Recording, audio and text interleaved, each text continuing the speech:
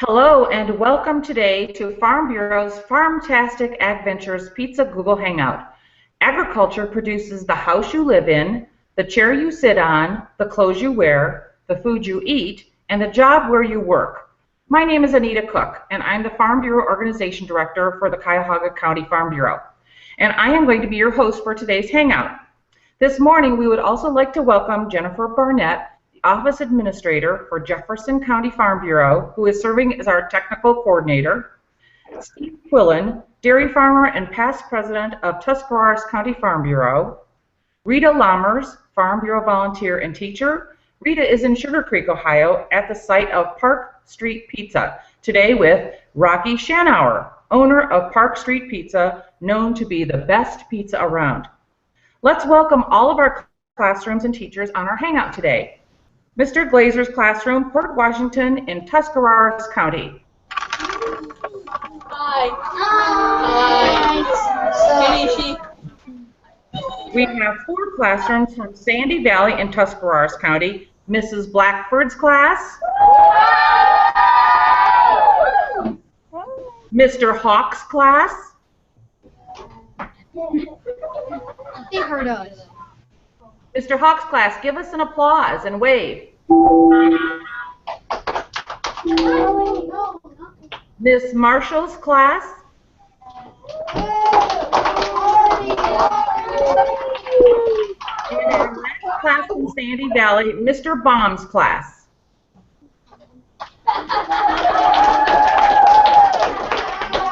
And finally, we have the 6th graders from North Elementary in Jefferson County.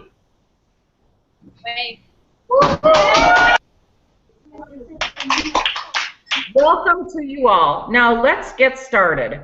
First, we have our dairy farmer, Steve Quillen, who will speak to us about dairy cows and how they produce milk that makes the cheese we use on our pizza. Steve?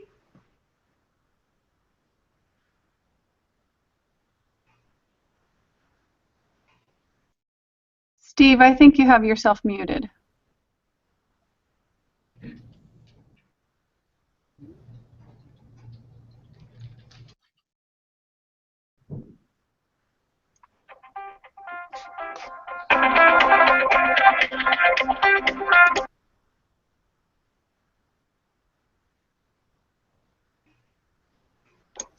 Anita, I cannot hear Steve. I think he has himself. Steve, if you go to the top of your screen, you will find several little icons, and one will be the mute, unmute button.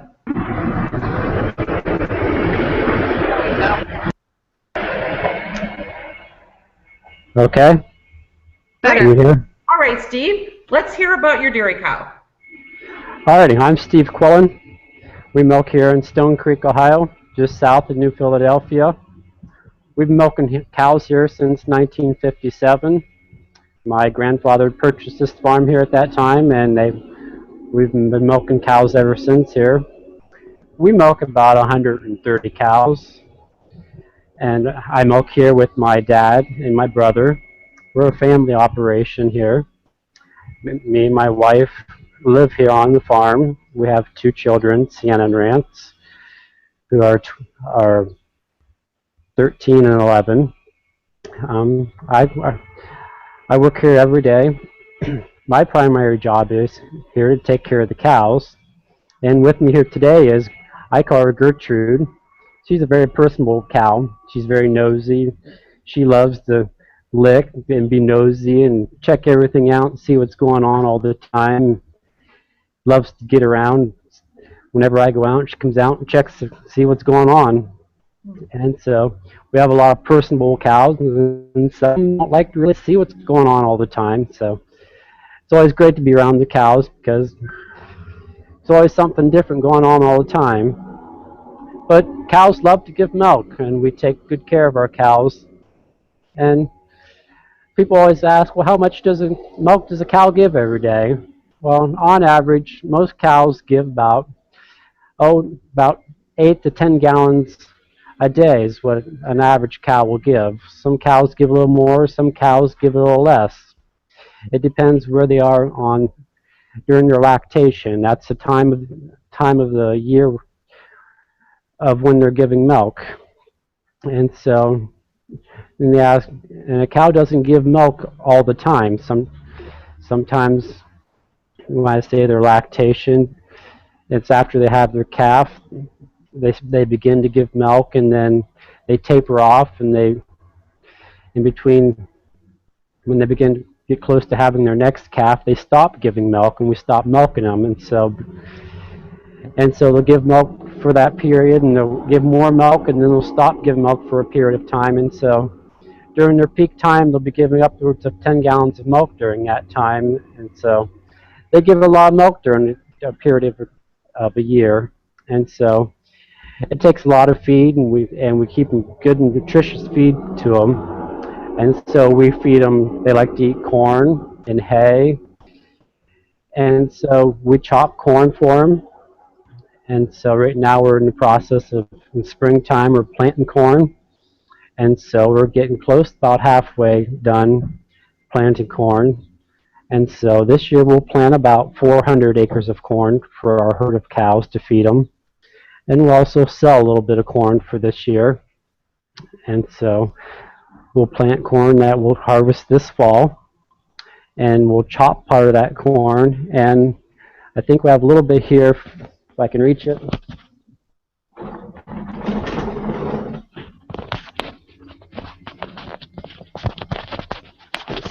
There's a little handful of it up here for you. Got just a little bit here. This is kind of the misdirection. There's a little bit of, you see it here. This is partly hay, part corn. It's chopped hay, chopped corn. There's some hay, some chopped corn particles in there. I don't know if you can see it very well. This is the mixed ration. In the fall, we'll chop the whole corn stalk into it, into our pits that we have out back of the farm here. We'll chop it into it. We'll pack it into the pits. We'll cover it up, and we store all the feed here at the farm in the fall. And we have to store a whole year's worth of feed here at the farm, and we store 200 or 300 tons of feed worth of corn here. And then all summer now also we'll be harvesting hay, and our cows love to eat hay, and so we're harvesting lots of grass here. We've already harvested our first batch of grass last week, and we call it our first cutting of grass. And so we mow off the grass, then we chop it up into real fine pieces, and we also pack it into the pits that we store it in, and we call that our first cutting of grass. And we pack that in there, and we store that, and we're feeding it now. And so in about another month, the grass grows back, and we'll cut it off again and chop it and harvest it. And we hope to do that. We'll do that about 4 times this summer. And we have to keep doing that, and we have to harvest enough of that to last all through the winter time and all for a year's worth of feed. And so that's what we feed our cows. We feed them corn, grass that we grow, and then we'll also harvest dry corn that we'll harvest off, and we store in a large building down here that we also feed them. And then we'll buy some bean meal that we feed them, and then we feed it to them out here in a manger in the lot. And all this feed that we harvest, we'll test it. We'll see what the nutrition content of this feed that we harvested is. And then we have a mix wagon, we call it, that we load it into. We'll weigh each of the ingredients in every day. That when we mix the feed in, we weigh each ingredient as we load it into the wagon. And the feed mill that we had the feed tested at, they tell us how much of each ingredient to weigh into the mix wagon as we mix the feed into. And she gets this mix that you see here is a specific mix that they have, that the feed mill has told us to make up, and it's exact nutrition that she needs to keep her healthy, to produce milk. And it's exactly what she needs to keep her healthy. It has all the protein, the nutrients, the vitamin, everything that she needs to keep her good and healthy. And it's funny to always say that that we feed our cows better than we actually feed ourselves, because she's getting exactly the nutrition that she needs to produce everything to keep her healthy. You know, as people, we don't always eat the exact good things that we need, but we feed our cows exactly what they need to keep them good and healthy. And so we like taking good care of our cows and keeping them as healthy as we possibly can. And so when it comes time to milk our cows, we milk our cows 2 times a day. We milk them in the morning. We start at 5 o'clock. We milk 130 cows, so it takes about 3 hours to milk our cows. We milk them,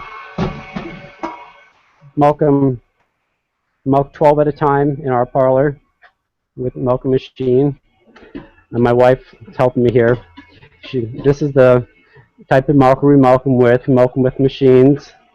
This is the milker. It mimics the same thing as a calf would be sucking on a cow. The same action.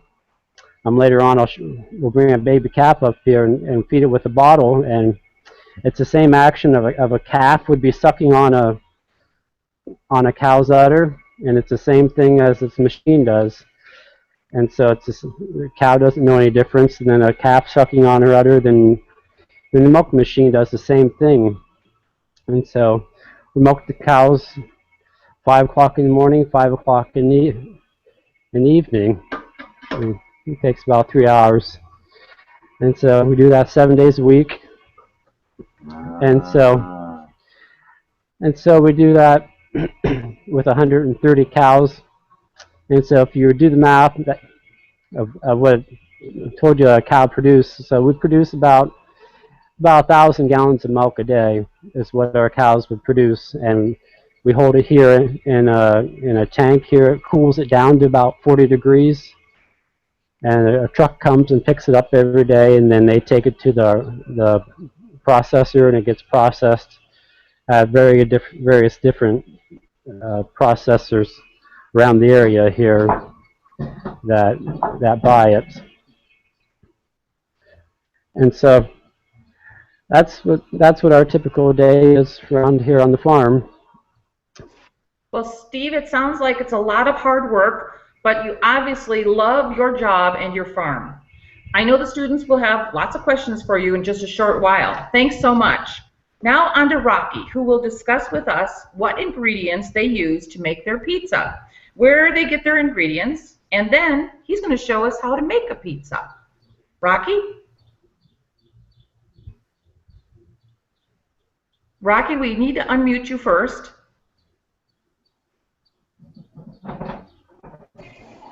Hey, can you hear me now? Yep, go right ahead. Thank you. All right. Hi, everybody. My name is Rocky Shanauer, and I am the owner at Park Street Pizza, where we're located here in Sugar Creek. And I'm here to talk to you about our family business. I am a first-generation restaurant owner. My wife and I started this restaurant 12 years ago when I was 22 years old. And we have become very passionate about creating a pizza experience that you may not otherwise have the opportunity to get, which is focused on quality pizza, knowing where our ingredients come from, and educating our customers to that pizza necessarily doesn't have to be an unhealthy food. We can use fresh ingredients. We can source things locally through farmers like Steve and other farmers in our area that are producing really great quality products, and we can use those right here. And so I wanted to talk to you a little bit about the impact that can do as well. So back when we started our company in 2003, we had about 5 employees. And so over the course of the 12 and a half years we've been in business, we have grown to about between 35 and 40 employees. And we are here selling pizza right now. So we're just kind of in between the lunch and dinner rush. So hopefully we'll get to show you a little sneak peek into our kitchen and where the action really happens. So our philosophy is really about finding the right special ingredients that can really elevate our product and give our customers the best pizza they can get. So what does that mean? That means we try to use non-processed foods. We use the freshest stuff we can. We have partnerships with local farmers. The reason for that being that we know where our food comes from. We know what we're serving our customers. We also can get fresher products. If I get product from a local farmer, it's getting picked the morning I use it. So we're picking it up from the farm that morning. We're processing, cooking it, cutting it, chopping it, and using it on our pizzas that evening. So when you can get something fresh, it's going to be healthier, it's going to be better for your community, and it's going to taste better. So that's really what our goal is. I thought an interesting fact that in discussion we came up with was that we use about 1/2 pound of cheese on average on every pizza. So we use about 8 ounces of cheese on each pizza that we sell. So on average we sell about, we go through about 800 to 900 pounds of cheese a week on average. So that's a lot of cheese. And so it takes a lot of milk from dairy farmers to produce that kind of cheese. So I would like to talk to you guys a little bit about some of the other components that of pizza and food that you guys are used to eating that would be directly connected with local farmers and farmers across the country. One being wheat that is used to make our flour that we make our crust with. The wheat has to be harvested, grown, harvested, and turned into flour. We also have a multitude of different cheeses that we use in our pizzas. So tomatoes in the tomato sauce, ingredients like peppers and onions and tomatoes for the pizza. Lots of different things. We have a local farm. It's a family-owned, third-generation farm that they do all types of different stuff, but we use them for their sausage. They produce fresh Italian sausage for us, and we get it directly from the farmers. So what that does is it supports a local family here in our community, and we use about, on average, about 200 to 250 pounds of their sausage a week. So it's not only giving our customers a great product, but it's supporting other local people in your own community. So it helps strengthen the local economy. So I can take you guys through a little tour, explain to you what we do a little bit as we go through the kitchen. Does that sound good, Anita? Sounds great. Let's take a tour. All right, let's do it. Okay, I'm going to be on the move with this. It'll be a little herky-jerky, but we'll get there. Okay, where's my...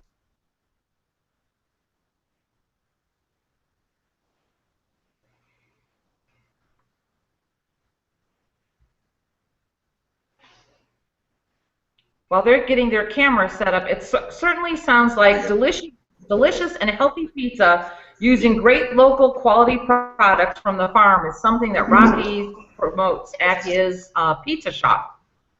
All right, so. Okay, here we go. All right. All right, guys, follow me. We're going to go into the kitchen. We're going to take a look at our pizza station. I'm going to talk a little bit about my oven. We'll go back and see where the dough is made. All right, follow me.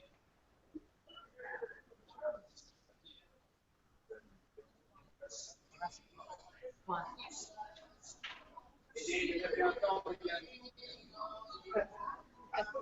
right, so let's get some of this. This is us getting ready, breaking down some fresh ingredients for our pizzas tonight. Come on over here.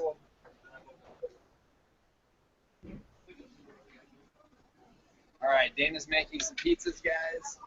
This is the sausage that I was telling everybody about. This is our local sausage. We put it on raw, and it bakes perfectly in the oven. You put that on top of your pizza, and it'll bake. It'll be perfectly cooked when it comes out of the oven. This is our pizza here. This is the tomato sauce. Here's all of our ingredients.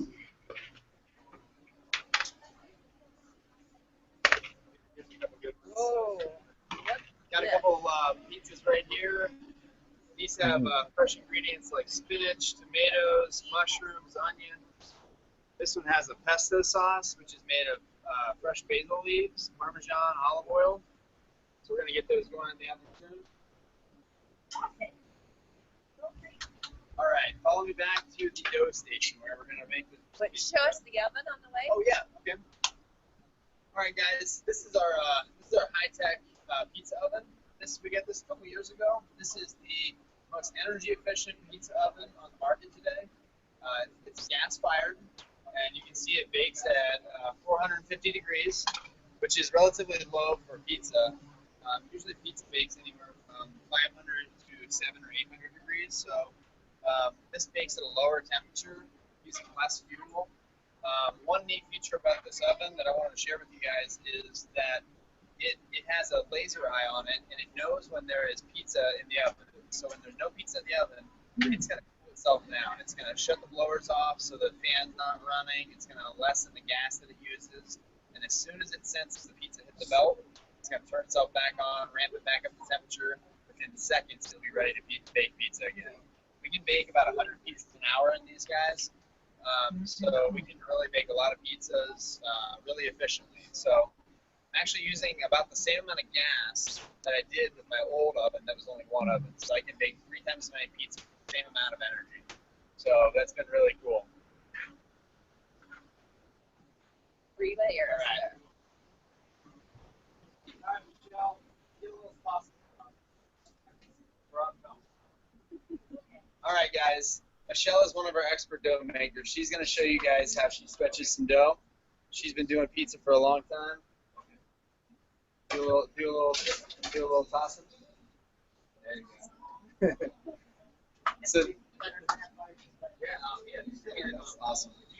All right, so we're stretching these. These are going to be made for some of the pizzas. If you'd call and order a pizza from our restaurant here in the next hour or so, this might be the pizza you get. We make this dough in advance, a couple days in advance. We put it in our coolers. It stacks up in these boxes right here. You can see we fill these with dough, and we make maybe 20 or 30 of these every day, and we have that ready. So when it comes time to make pizza, all we have to do is stretch it out and send it up to the pizza line, and we make those pizzas. So that's kind of our pizza production right there. You've seen the behind the scenes. Only a few people have ever witnessed this, so you guys are lucky. And here's the flour. This is our flour here.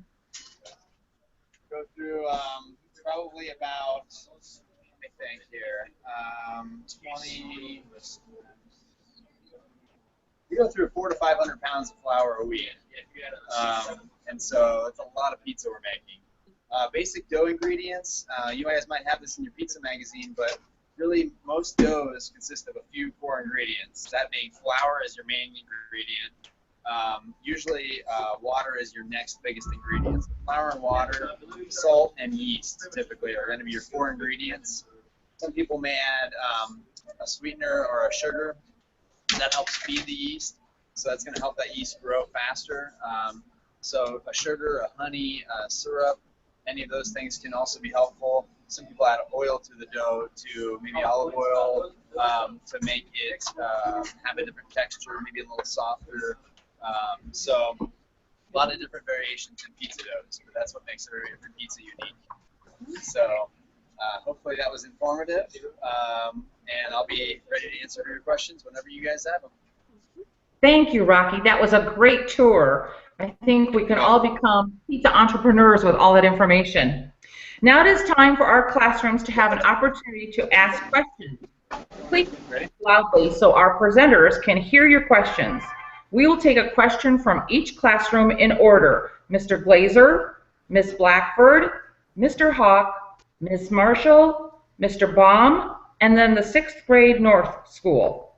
We will then go back through more rounds of questions.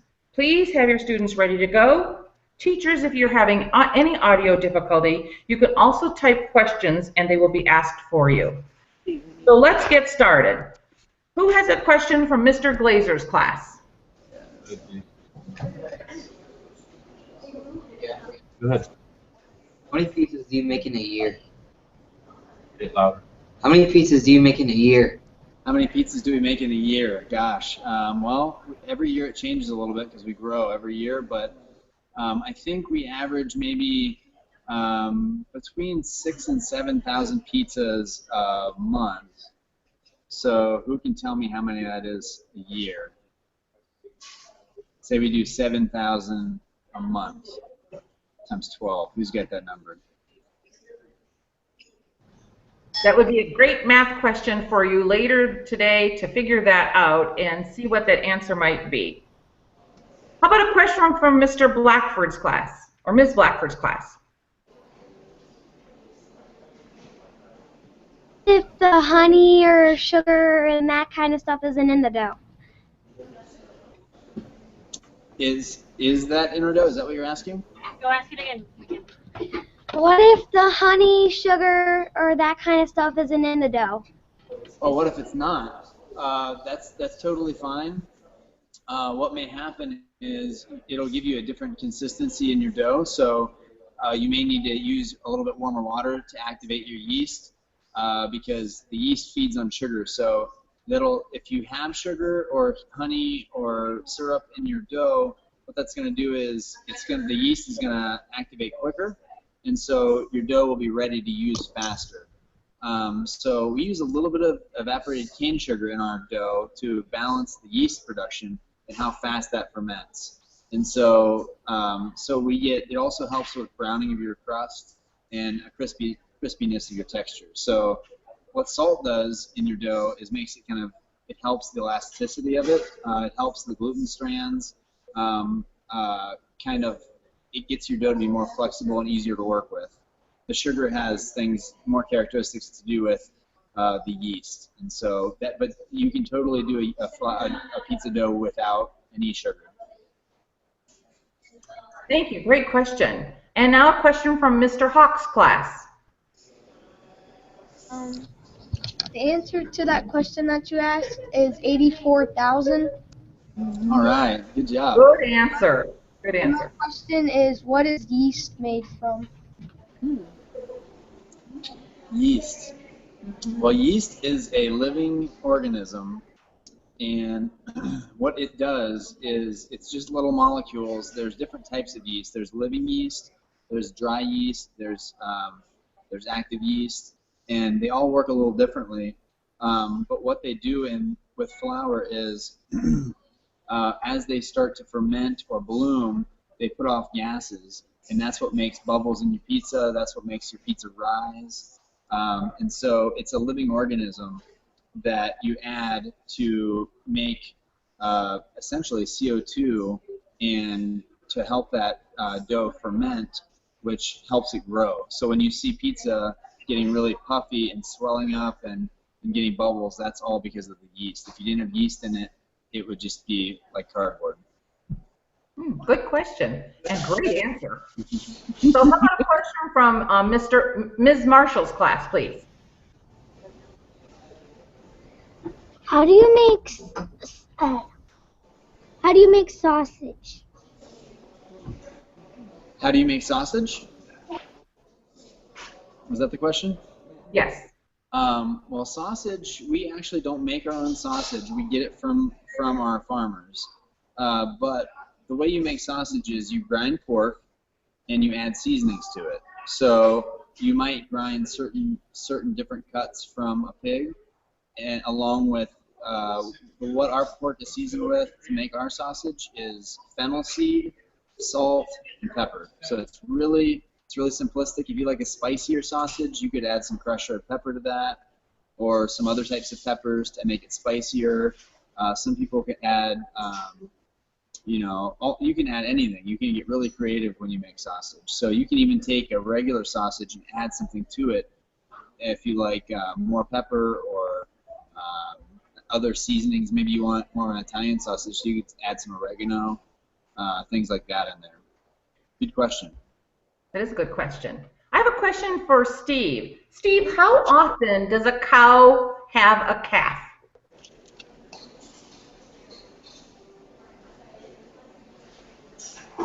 Steve, I think you need to turn your sound on mute. Okay. On average, our cows will have a calf about every 14 months is probably our average of when our cows will have a calf. It is kind of what we shoot for. Thank you. I appreciate that. Do we have a question from Mr. Baum's class?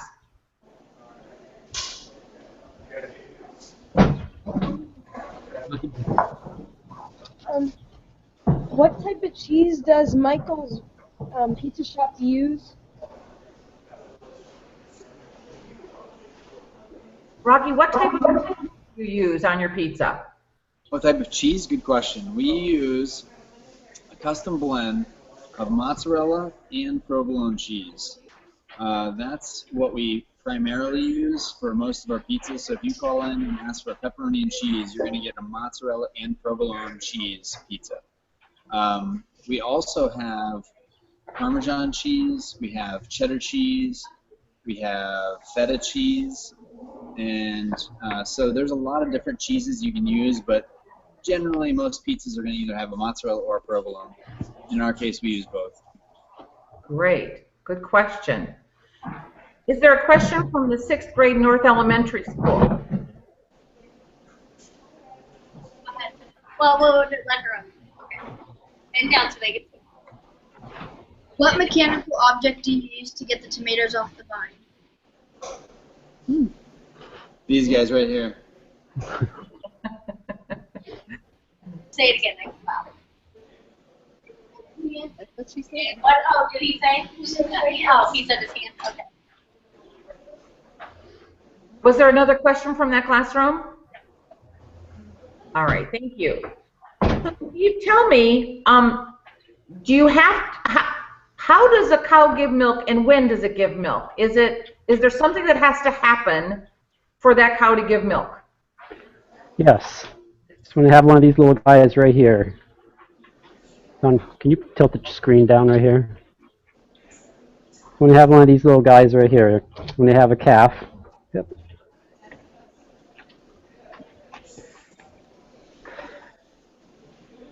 I'm muted. Nope, you're fine. A cow has to have a calf. That's when they begin giving milk.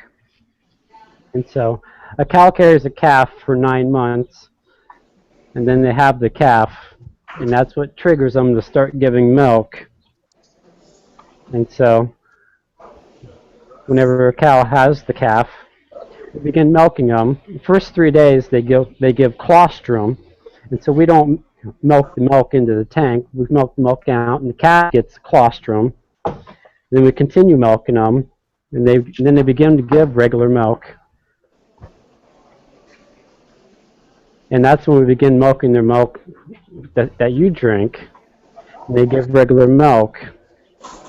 And so, but they have to have a calf first. And so this little guy here, he was born, this guy's 3 days old now. And so, as soon as, a week old, I'm sorry. I can look at the date right.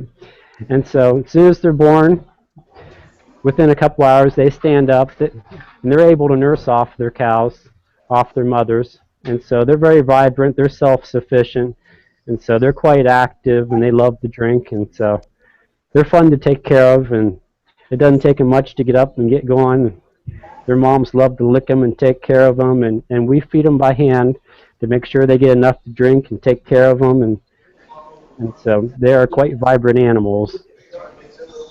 So do you bottle feed all of the calves after certain days after being with the mom?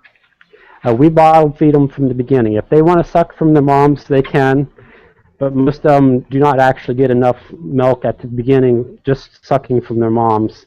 And so they need to actually get 2 of these bottles, and most of the time they don't actually drink enough from the moms just doing that, sucking from the cows themselves. And so we actually milk the cows into a special milker and then put it in the bottle and help feed them to make sure they get enough, because they have to get enough colostrum, because the natural antibodies from the colostrum is vital for them to stay healthy. There's nothing that we can give them that can replace that colostrum.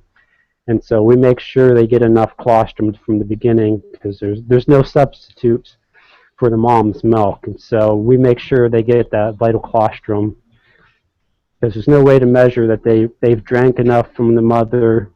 And so we feed them along a bottle along with, even if they do drink from the mother as well, to make sure they get enough of their mother's milk.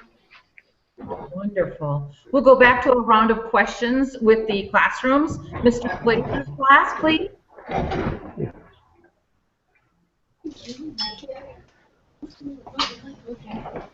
Hey. Mr. Blazer's class, do you have a question?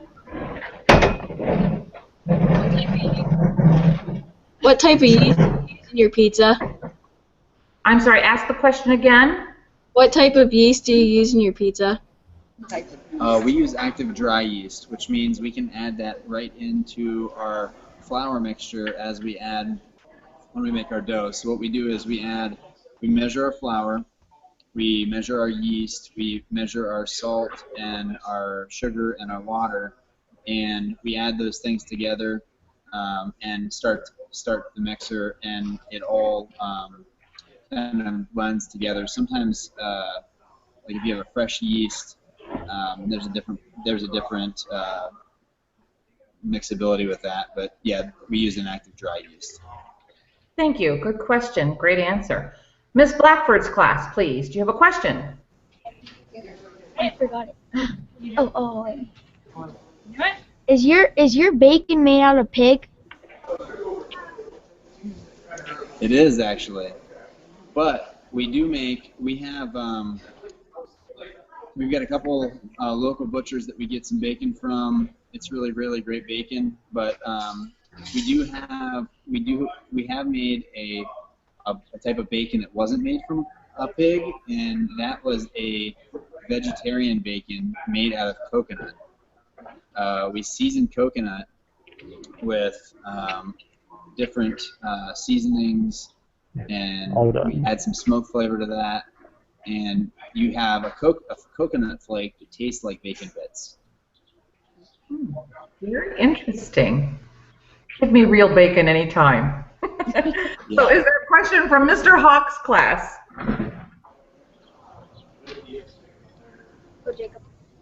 Yes. How long does it take to learn how to throw the dough in the air and catch it? It takes a little bit of practice. So what I would suggest is, if you want to learn that, go start washing dishes in a pizzeria, and you'll work your way up to that dough station, and they'll teach you how to do it. It takes a lot of practice. Michelle has been doing that. The girl that you saw throwing the dough today, she's been doing that for over 10 years. She is a professional. She's good. All right. So something to practice at home. Yep. Miss Marshall's class, do you have a question? Why is October, in the month of October, National Pizza Month? You know, I'm not exactly sure on that. It might be because people are watching football and they love to eat pizza, but I'm not really sure. I don't know that answer either myself. Is there a question from Mr. Baum's class?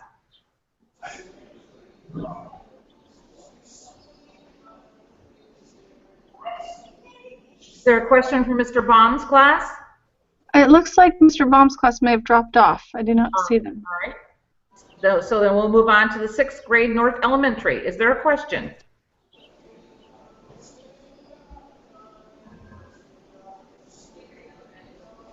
Looks like we might need to unmute. There we go. What happens to a cow if it doesn't produce any more milk? Well, for all of our cows, we keep our cows as long as we can keep them healthy. We try to keep our cows at least 7 to 8 years, which is about our lifespan for our cows. We can keep them up to 10 years. So we keep our cows as long as we can, and once they are done here, we send them to the market where they're sold for beef. Thank you, Steve. We'll go back around for one more round of questions. Mr. Glazer's class. Just say it loud if you want. Come on, Dad. How much money do you spend on the materials for pizza? How much money do you spend on for pizza? Materials for pizza. Oh, materials. Well, those ovens I showed you cost almost the same amount as my first house that I bought. So they weren't cheap, but you know, you need to have the right tools when you run a business. That's one thing about being in business for yourself, and it takes a lot of money to have the right equipment. I'm sure Steve can attest to this, that you have to have the right tools to be able to do the right job. So, you know, I have to buy everything from refrigerators to dough mixers to pizza ovens to pizza pans, and so there's a lot of things that go into it. Thank you. Is there a question from Miss Blackford's class?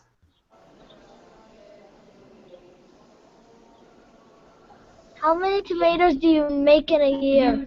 Use in a year? Probably countless amounts of tomatoes. I'm not sure how many, but we use tomatoes for tomato sauce, obviously, as our biggest one. We use tomatoes as a topping, and so there's a ton of different things you can do. Sometimes we use roasted tomatoes, sometimes we use them fresh. We also use sun-dried tomatoes. And so tomatoes are probably one of the biggest produce items that we use. Rocky, do you make your own tomato sauce? We do. Yep. Very interesting. Is there a question from Mr. Hawk's class?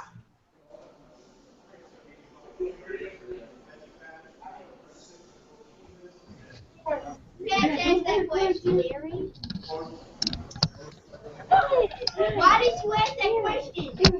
live on a farm. We need to know. How does have to produce dairy? Oh, I thought you were talking about. How they produce milk? No, I thought you were talking about how to produce. No. Ask your question again, please. How do cows reproduce dairy? No. So how do they produce milk? How do dairy cows produce milk? How do they produce milk? Well, it's interesting because cows are special because they have 4 stomachs, so they're one of the few.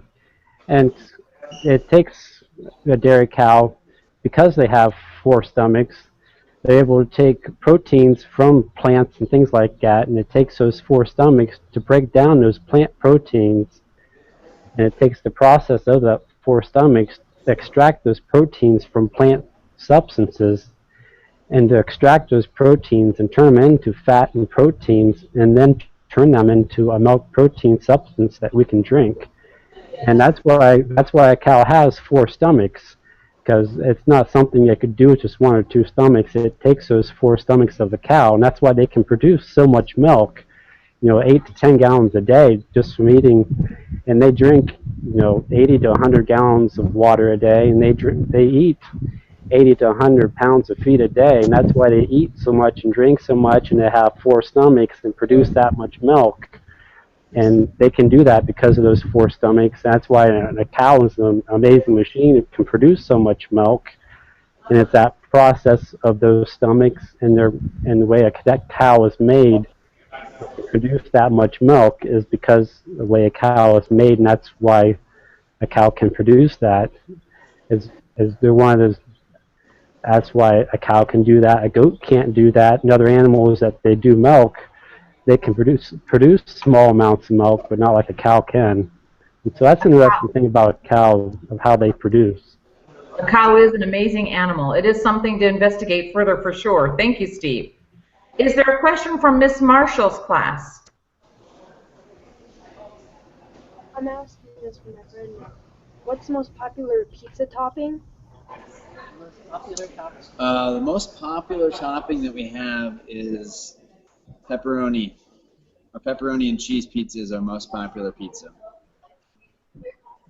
It sure is. One of my favorites, for sure. So is there a question from Mr. Baum's class?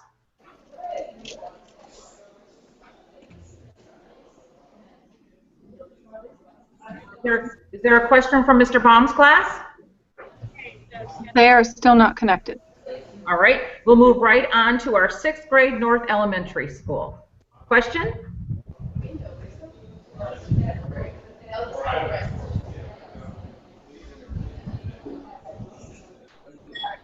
How often does it occur that a cow will not let their calf eat? Did you hear the question? Yes. It doesn't happen very often. Most of the time it's just, it only happens generally when a first calf heifer or a heifer that's just having her first calf, just not very familiar with the process, and they're just not familiar with it, and you know that's when we step in and help out, and sometimes we just have to milk the heifer ourselves and then bottle feed the calf, and we make sure it gets taken care of. And usually by the time they have their second calf, they're very willing to let them drink, but by then they're not very nervous, and they've become familiar with, and they've calmed down, and by then they normally, or they accept their calf and they let them drink, or they become very familiar with the process. Thank you, Steve. Well, it's time to wrap up our last Google Hangout for the year. Farm Bureau has provided you with a wonderful Pizza Ag Mag that gives you some great information. Be sure to try some of the fun activities and visit the websites in the Ag Mag. Be sure to take it home and read it and share it with your family. Thank you to all the teachers and students who participated today. Thanks to Jennifer Barnett for her work scheduling the trial runs with the teachers. Thanks to Farm Bureau and everyone who made this experience possible, and special thanks goes out to our presenters, Farmer Steve Quillen and pizza creator Rocky Shanauer, who joined us today. Teachers, be sure to go online and check out the 2015-2016 Hangout schedule. For more information, send an email to agventures.hangout@gmail.com or check us out on the Facebook page at www.facebook.com/Ohio Farmtastic Agventures. Students and teachers, have a wonderful summer, and we hope to see you next year. And remember, agriculture produces the house you live in, the chair you sit on, the clothes you wear, and the job where you work. Thanks, everyone, and have a great afternoon. Bye.